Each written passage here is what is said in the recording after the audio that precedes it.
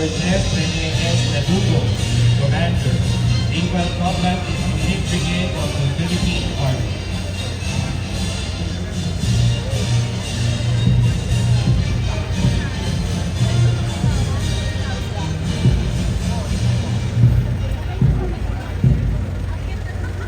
Ladies and gentlemen, the entrance of colors.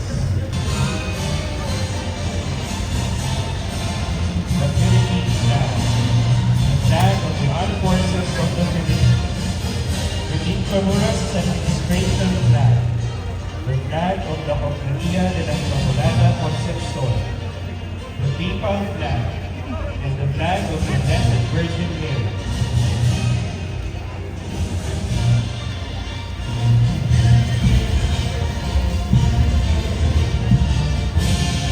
Leading with us, the processional fanfare is the Philippine Navy Band.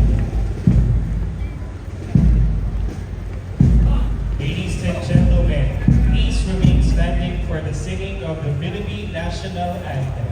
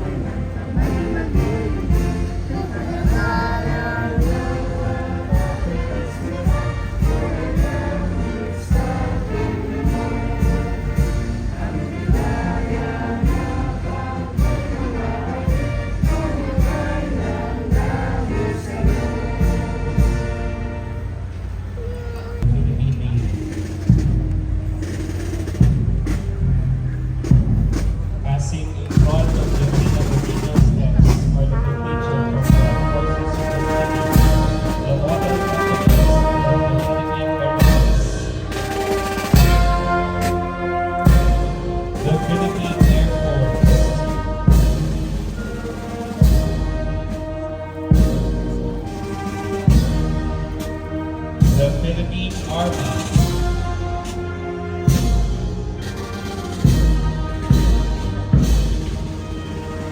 and the Philippine Navy.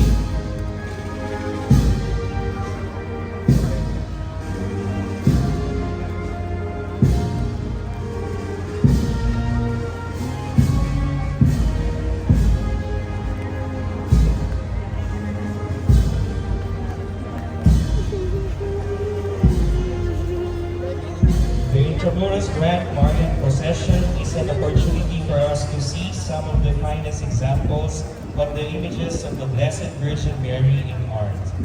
We see an array of forms and media, from prints to paintings, to bas-reliefs, to sculptures in the realm, a constant reminder of her presence, a sign of heavenly consolation. Her image has been venerated in San Agustin Church since the 17th century, and was a silent witness to the history of the walled city. In recognition of the centuries-old devotion to the Virgin of Consolation, St. John Paul II decreed the canonical coronation of the revered image on September 4, 2000. The city of Manila proclaimed Nuestra Señora de la Consolacion as the patroness of Intramuros and bestowed on her the title Queen and Protectress of the distinguished and ever-loyal city.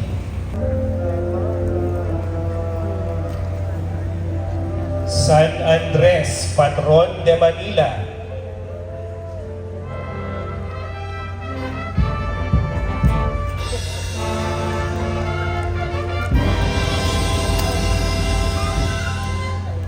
The first apostle and brother of Peter, St. Andrew was also martyred on a cross in Patras. Feeling unworthy of dying in the same manner as the Savior, he asked for another form of crucifixion, thus the X-shaped cross of St. Andrew. He is the patron saint of the city of Manila, and the sacred image is under the care of the Intramuros administration.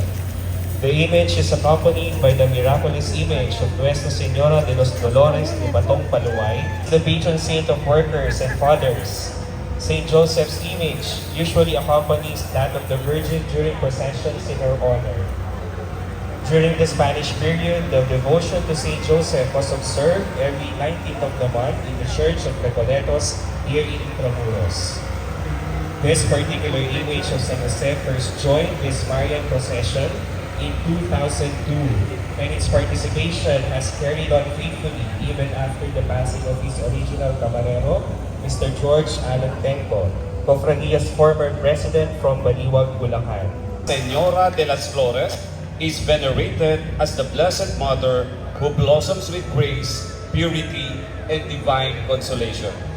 The image before us was a long-held vision of the late Imelda O. Coanco, founding chairperson of the Cofradia. The idea emerged when an image bearing the title was needed for the 1981 Intramuros Grand Marian Procession. Drawing from a vintage religious statue she had previously acquired, together with its parts, accessories, and other devotional artworks in her collection, and with the assistance of close friends and experts in the sacred art, Mrs. Coanco's concept was finally realized in time for the 1981 IGMP. Faithful through prayer and the mysteries of Christ's life.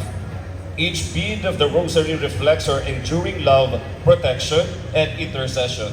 After the war, the city of San Pablo, Laguna began observing the month of the Holy Rosary with the daily recitation of the Rosary. Doña Rosario Adam de Escudero, together with her husband, Don Arsenio Escudero y Marasigan, personally took the initiative to organize this devotion. She gathered school children to pray the Rosary each day. To conclude the month-long observance, a solemn procession is held featuring 15 banners representing the mysteries of the Holy Rosary, accompanied by the revered image of Our Lady of the Rosary, which is brought in procession around the plaza. To Mary, as one who opens the way to God and welcomes those who seek help. This led to the spread of devotion as Our Lady, who protect the gateway of homes, towns, and hearts.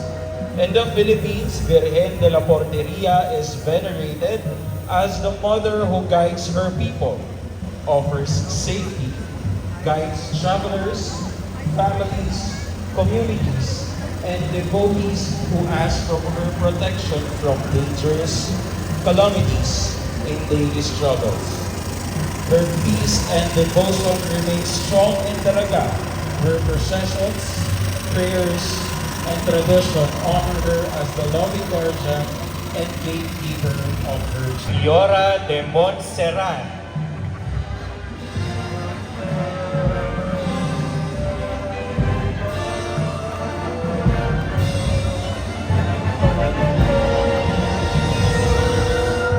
This image is under the care of the Ancheta family from Mabandan, Pangasinan.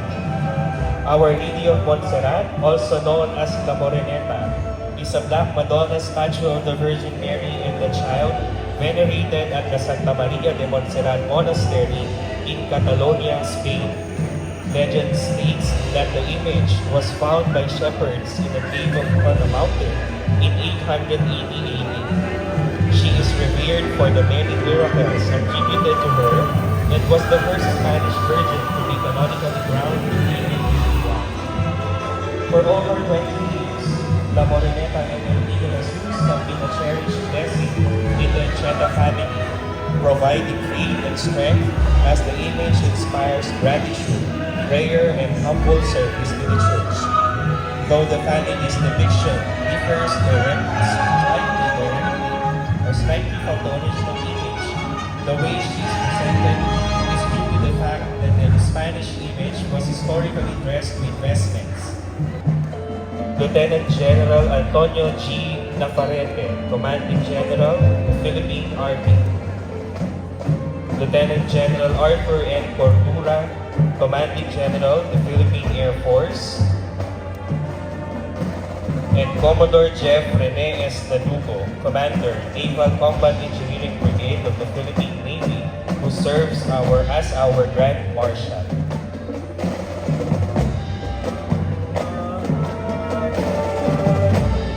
also like to thank the following: His Excellency Most Reverend Charles Brown, AP, Apostolic Nuncio to the Philippines; His Eminence Jose F. Cardinal Advincula, Archbishop of the Archdiocese of Manila; Reverend Monsignor Rolando R. de la Cruz, Rector, Manila Metropolitan Cathedral; Reverend Father Miguel Bautista, Assistant Rector, Manila Metropolitan Cathedral;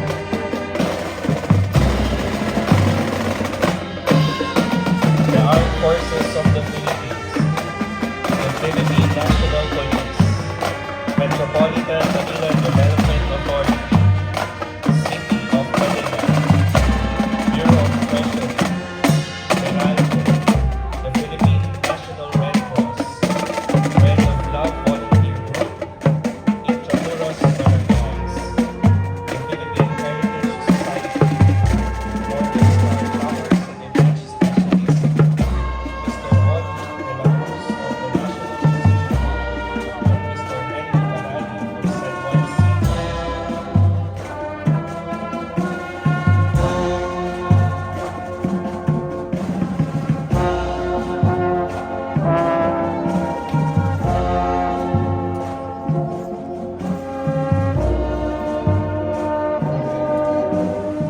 Passing in front of the Manila Cathedral steps is the San Juan Band.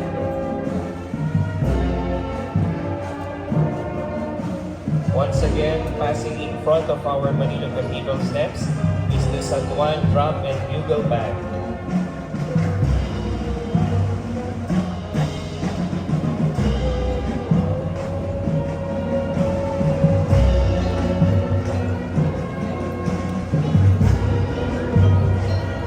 Nuestra Señora de la Inmaculada Concepción de Malolos.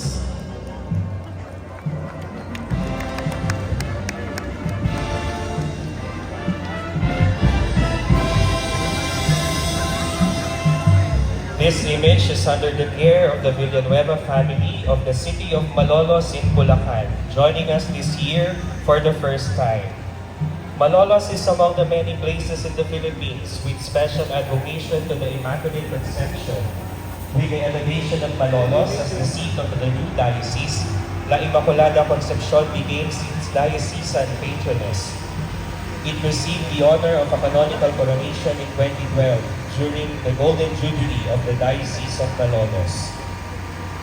Due to the fervent devotion of Bulaqueños to the Virgin, Mr. Roberto and Mrs. Lilibet Villanueva decided to have a replica of the Immaculada Concepcion de Malolos to be enthroned in their home. In 2023, this replica was recognized by the Parish Ministry of Malolos Cathedral as an official vicaria of the Venerated Virgin. The parish and minor basilica of the Immaculate Conception of Malolos, with its rector, Reverend Father Bobby Marian.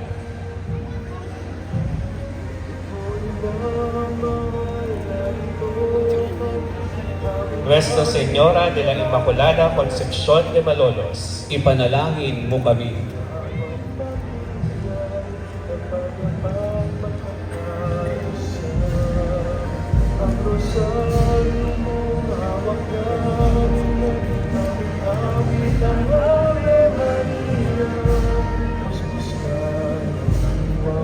Nuestra Señora del Santísimo Rosario de Baluban,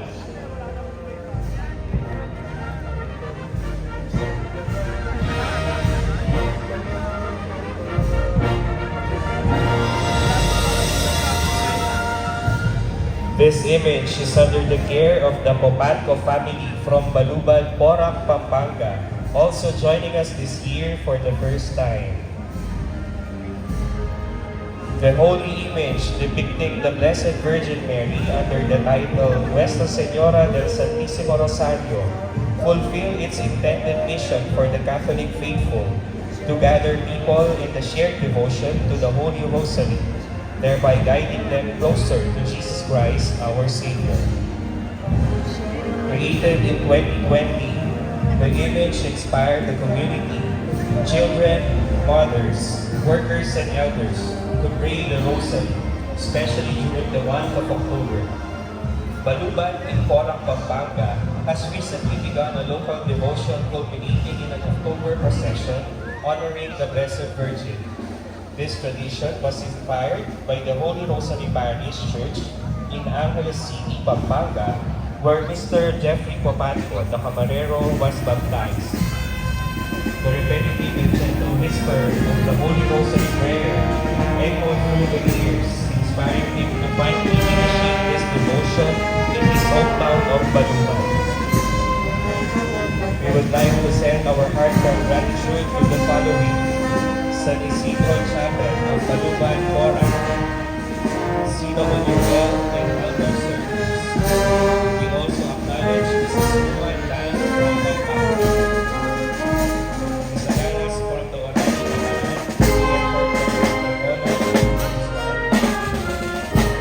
and the Bukis from the province of Pampanga.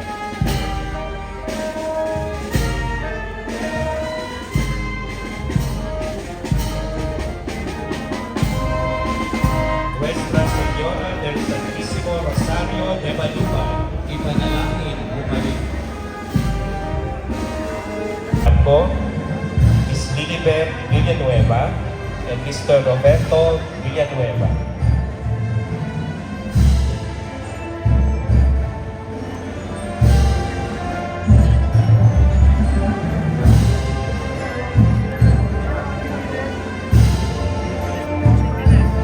The Cofradía de la Inmaculada Concepcion Incorporated Board of Directors for the years 2025 to 2027 are the following: Maria Rosario A. Lardoni, Alice R. Briones, Maria Victoria Tenco Burgos, Maria Lourdes Tesoro Castañeda, Aurora E. Esmenti, Dr. Jaime C. Gaya, Rosemary B. Lazaro, Nene S. Dolor, Bobby R. Novenario, Helen M. Ong, Teresita E. Rodrigo, Fe Esperanza S. Rodriguez, Evelyn M. Del Rosario, Letty C. Siquia, and Maria Victoria Corhuanco Yulo.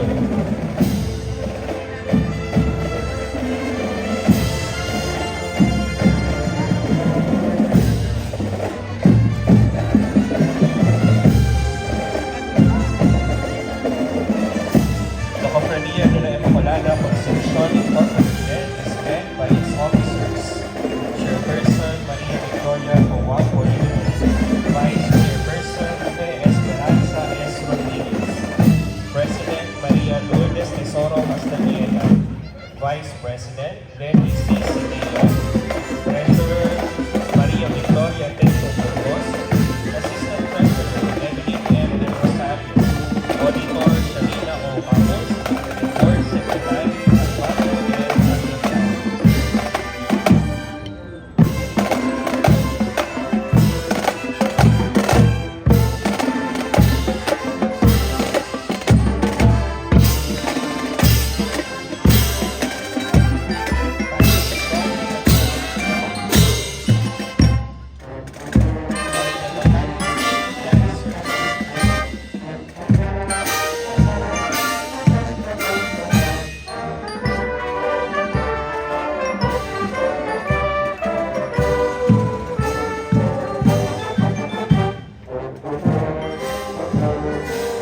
Nuestra Señora de la Esperanza Macarena de Quigua.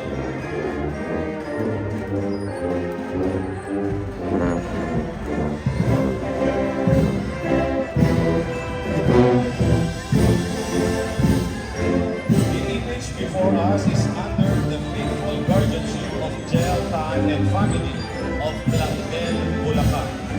Nuestra Señora de la Esperanza Macarena de Quigua is venerated as the Mother of Hope, Mary who remains steadfast in faith even in the midst of sorrow.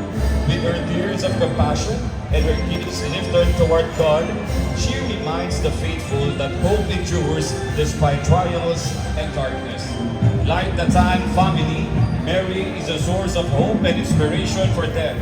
They pray the rosary each night, offering thanks for her guidance, and protection. Accompanying the image are the altar servers and angels of the altar of St. James the Apostle Parish in Plaridel, Bulacan. Acolytes from the Salvacion Parish, Iriga City, Camarines Sur. Makati City Lancers Drum and Bugle Corps, and parishioners and devotees of Plaridel, Bulacan.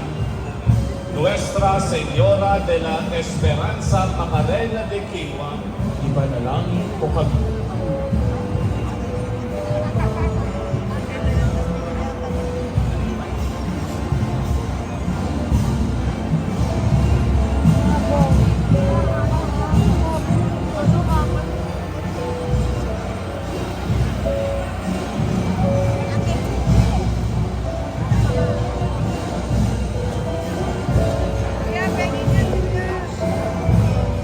La Bambina Maria.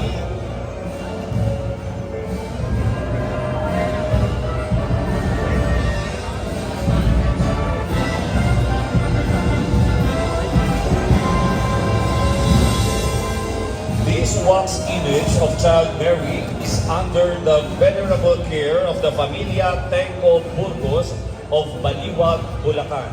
Peace, unity, and grace while inspiring others to grow in faith with the innocence and trust of a child.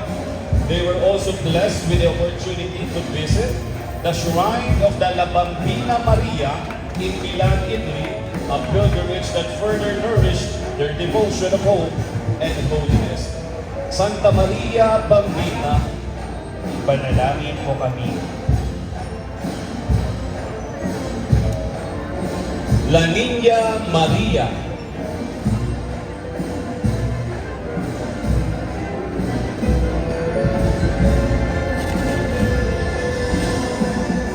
The image is in the devotional care of Familia Conferos Balocatin of Quezon City.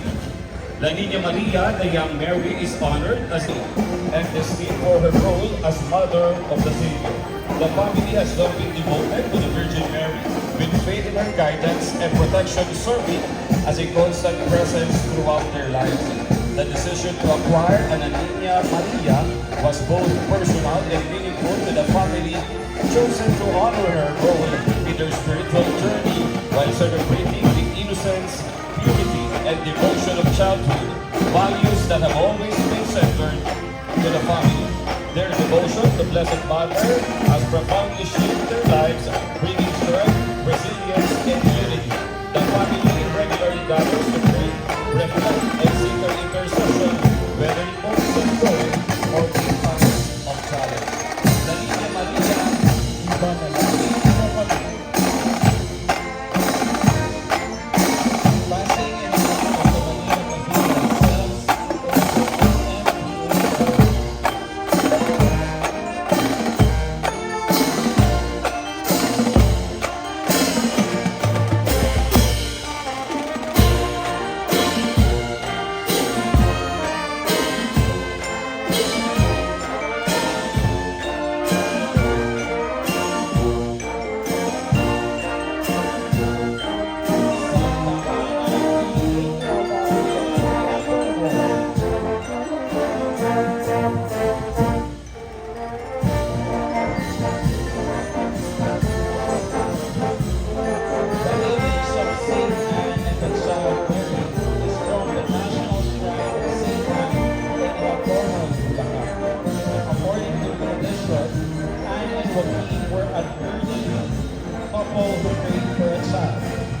God answered them their prayers by giving them Mary, who would become the mother of the Savior.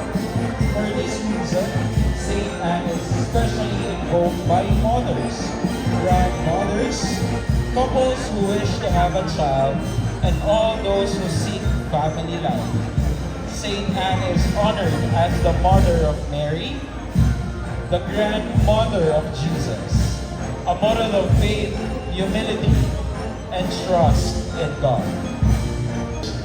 From Hagonoy, Bulacan,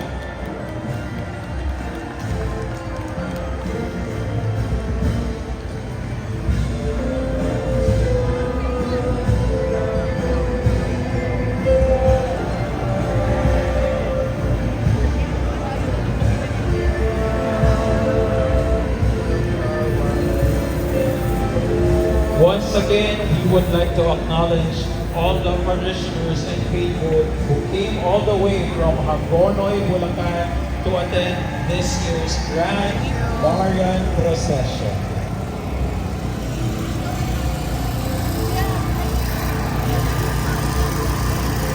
Santa Niña Maria, Ipanalangin mo kami. Publicity and Promotion, Diego Gabriel B. Torres, Justin Rui, Anne M. Pasita, Mark Gregory C. Miranda, and Dominic John Manayo. Processional images and paraphernalia, Dino Carlo S. Santos, Robbie De La Vega, and Engineer Mars Ela Ricardo. Physical arrangement, Architect Sarah Jean Paignayan Pagador, Arvin Joseph G. Reyes, John Francis H. Tripod, Jomari T. Salonga, and Rafi M. Recto. Muli, maraming salamat sa ating mga kababayan mula sa Hagonoy, Bulacan.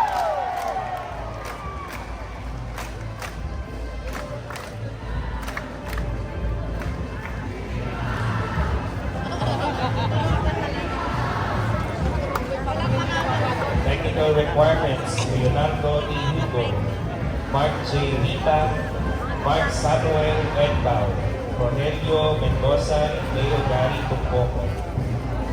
Assembly Management Committee, Engineer Victor P. Reyes, Oscar James S. Vela, Zaritray M. Saber. Deployment, Engineer Ana Subion and Taganas, Joseph Nino A. Reyes, and Mary Byrne A. Ramos. For the security, traffic, and barangay management, security, JC Joshua D. Ong and Geraldine E. Matakas. For traffic, Engineer Rick Kenneth I. Kamuraw and Leon Regis S. Calhoun. accompanying the faithful of Hagonoy, Bulacan is the Banda San Roque from Hagonoy, Bulacan.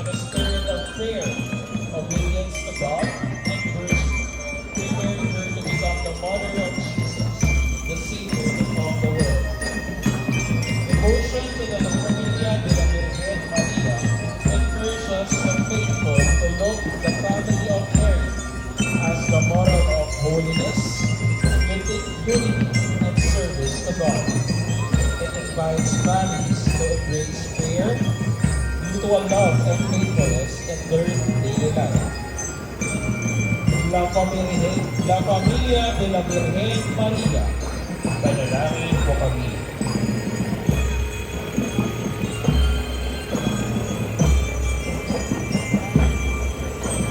As Pope Pius IX Lupad, and by the virtue of the merits of Jesus Christ, save Manila.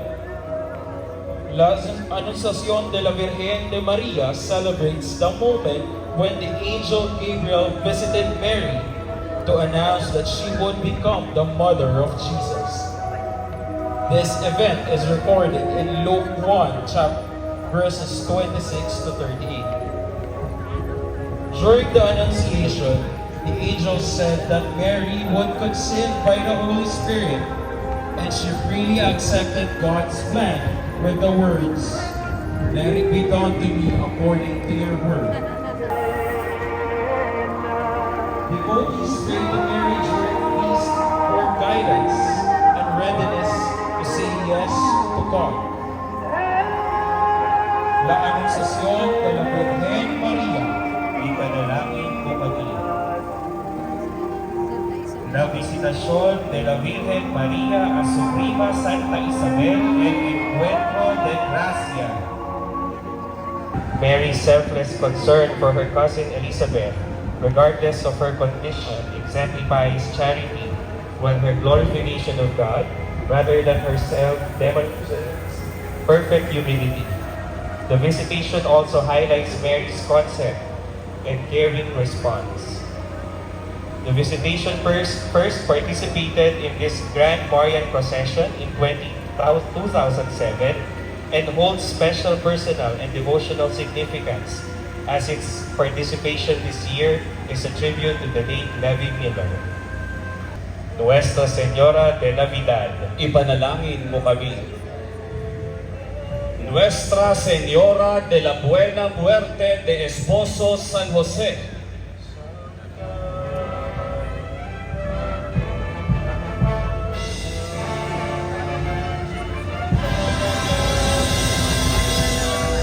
this image is under the reverential custody of Mr. Marlon de la Roca Buena of Antipolo City, Rizal. Nuestra Señora de la Buena Muerte de Esposo San Jose, also known as Our Lady of Good Death, is venerated as the Blessed Mother who, together with Saint Joseph, guides the faithful toward a peaceful and holy death. For the family, her image has become a source of consolation and unity. Following the passing of their parents, Mary's maternal love transformed their grief into hope, reassuring them that no one dies alone under her care. A moment when Mary sees her son bearing the cross, accompanied by Saint John the Beloved and Saint Mary Magdalene. Entrusted to the Familia Santos, her image has become a quiet source of strength, bringing family and community together. Maria Santissima, Madre del Mayor Dolor, Ipanalangin mo kami. Nuestra Señora Virgen Alegría del Encuentro. The image is under the venerable care of Miss Lydia Francisco and family of Valenzuela City. Nuestra Señora Virgen Alegría del Encuentro, Our Lady Virgin of the Joyful Encounter, is revered as a symbol of hope, reconciliation, and divine joy. She inspires the faithful to cherish the blessings of reunion, embrace moments of heartfelt connection. Our Lady, Queen of Angels, is a title for the Virgin Mary, recognizing her as the Mother of God and the highest in the heavenly hierarchy, elevated above all angels. Nuestra Señora Regina de los Ángeles, Ipanalangin mo kami.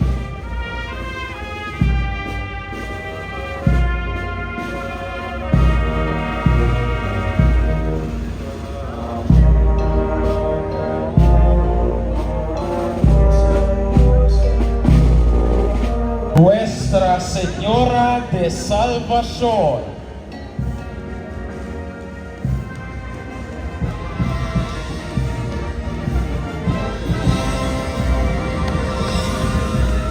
the image is from the Sanchez and Nel family of Quezon City. Nuestra Señora de Salvación is a title given to the Blessed Virgin Mary, honoring her as a mother who intercedes for humanity and leads the faithful to spiritual salvation through Christ.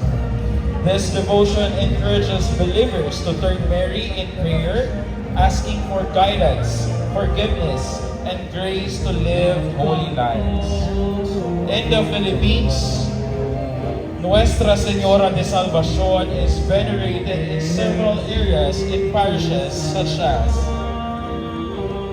Santa Mesa, Manila, Humali, Quezon, La Castellana, Negros Occidental, and Barangay Banago, Bacolod City, Negros Occidental.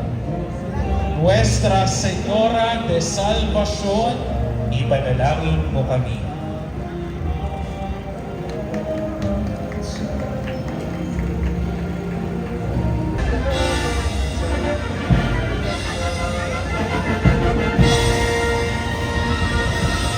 image is under the care of the Mater Dei Marriage Encounter Community of Quezon City. The dogma of Mary as the Mother of God or Divine Motherhood is the teaching that Mary is the Mother of Jesus, who is both God and man. The name of the Marriage Encounter Group, Santa Maria Mater Dei, was conceptualized by their late spiritual advisor, Father Pablo Encinas OP. It was chosen to be the title of their married image, believing that the highest title given to the Blessed Virgin Mary is Mater Dei, which means Mother of God. Town and Girls Town of Barangay Biga, Silang, Cavite. In 1933, the Blessed Virgin Mary appeared 8 times to the 11-year-old Mariette Becco in Bano, Belgium. Calling herself as the Virgin of the Poor, Mary promised to intercede for the poor, the sick, and the suffering. She directed Mariette to a spring for healing and requested that the chapel be built, leading to a significant pilgrimage site recognized by the church in 1949. Founded by the Venerable Aloysius Swartz, the Sisters of Mary's mission of loving and serving the poorest of youth is a concrete manifestation of the message of Our Lady of the Poor. Devotion becomes not only a prayer but a living charism expressed in Boys Town and Girls Town. Mary, the Virgin of the Poor, guiding and protecting children. The sisters, her instruments of mercy. The schools, her homes for the needy. Our Lady of Milk and Good Delivery is venerated as a compassionate mother who intercedes for the health and safety of both mother and child. She symbolizes nurturing love, maternal care, and divine protection during the childbirth. The Camarero first became acquainted with Our Lady. Nuestra Señora de Peñafrancia de Naga, the patroness of people, is deeply venerated as a loving and merciful mother. She inspires devotion, hope, and faith among the faithful, guiding them through life's challenges and interceding for their needs. Her annual feast draws thousands of devotees who honor her through prayer, processions, and acts of gratitude, celebrating her enduring presence and maternal care in the lives of the people of Naga and beyond. Blessed Ina had been truly a loving, caring, and healing mother to the association and their families. Nuestra Señora de Peñafrancia de Naga, Ipanalangin mo kami. Viva la Francia! Viva! Viva el Divino Rostro!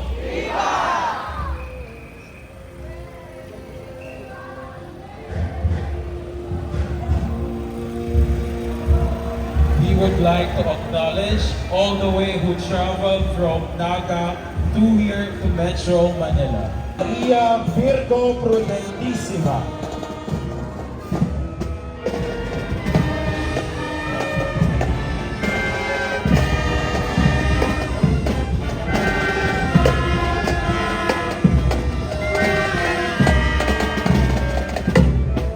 The image is under the care of Familia Reyes and Lim of Tondo, Manila. Santa Maria Virgo Prudentissima is a Marian title found in the Litany of Loreto.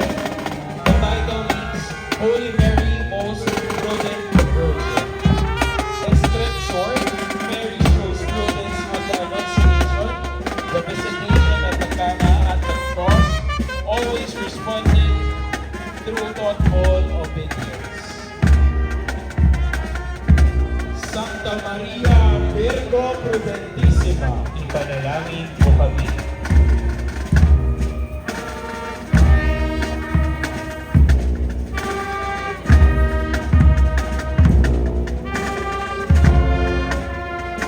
accompanying the band is the Almeda Band.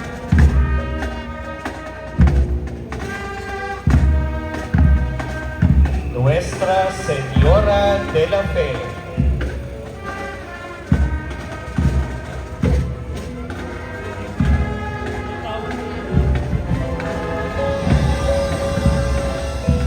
The image is under the care of Familia Sedantes of Navotas City. There are many times in our lives that we are plagued with doubt, and temptations to despair. Our Lady is no stranger to this fight. The ultimate test of darkness was the crucifixion, but Our Lady stood by Christ like a pillar. She was never broken, but maintained her faith to the very end. In all moments of our lives, we have Our Lady's faith to inspire us to stand firm through the storms. A living family-based Catholic tradition, the title Nuestra Señora de la Fe reflects the Sedantes family's belief that faith is the foundation of their lives and that Mary's intercession brings God's love and protection. This particular image participated for the members of the Santa Cruz Band from Bansa, Cavite. Nuestra Señora de los Remedios de Malate.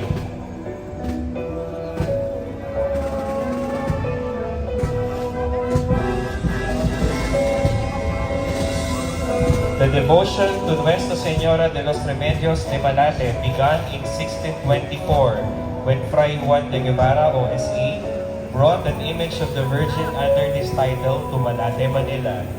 The devotion grew quickly in popularity due to the Mary miracles attributed to her intercession and the tradition of churching of mothers after childbirth. This image is under the care of Familia Ua Manlapas of Santa Ana, Manila. Nuestra Señora de los Remedios de Malate. Ipanalangin mo kami.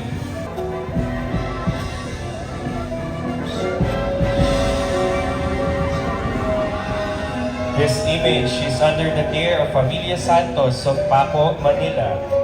In December 1966, 7 students from Cabra Elementary School in Lubang Occidental, Mindoro reported visions of a beautiful lady in a white robe with a blue sash, identifying herself as the Immaculate Conception.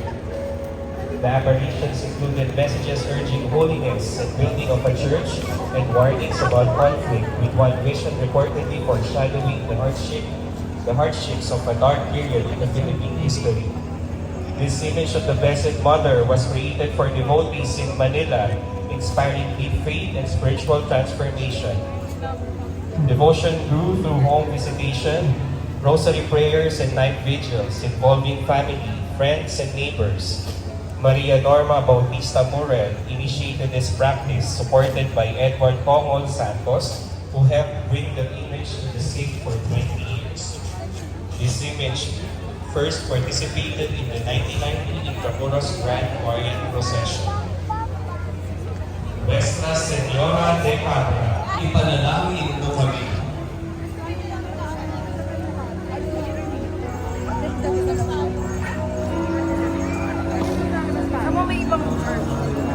Until the 40th Grand Marian Procession in 2019. It used to be that a hermana or hermano mayor, Our Lady of the Stars is venerated as a guiding light for the faithful, illuminating the path through life's challenges. She symbolizes hope, divine guidance, and protection. Devotees turn to her for approaching the cathedral are the devotees from Punta Princesa, Cebu.